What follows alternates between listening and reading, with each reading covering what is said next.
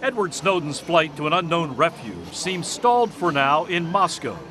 Seat 17A, which Snowden had reportedly booked on this Cuba-bound jetliner, remained empty today as the plane took off for Havana.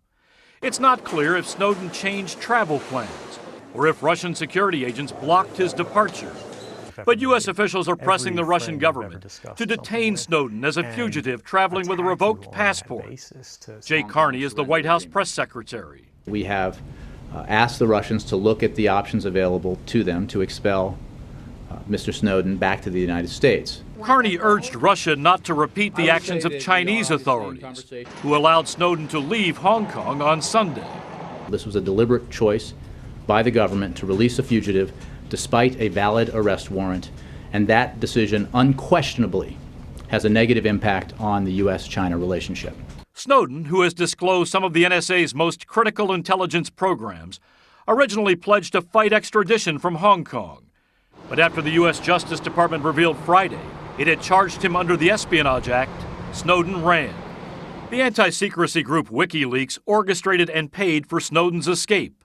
Accompanied by a WikiLeaks advisor, Snowden flew to Moscow. From there, he was expected to fly to Cuba and then to Ecuador, where authorities are now considering his bid for political asylum. In a phone conference with reporters, WikiLeaks founder Julian Assange refused to divulge Snowden's current location. We are aware of where Mr. Snowden is. He is in a safe place, and his spirits are high. Now, it's worth noting Assange spoke to reporters from Ecuador's embassy in London, where he himself has taken refuge for more than a year.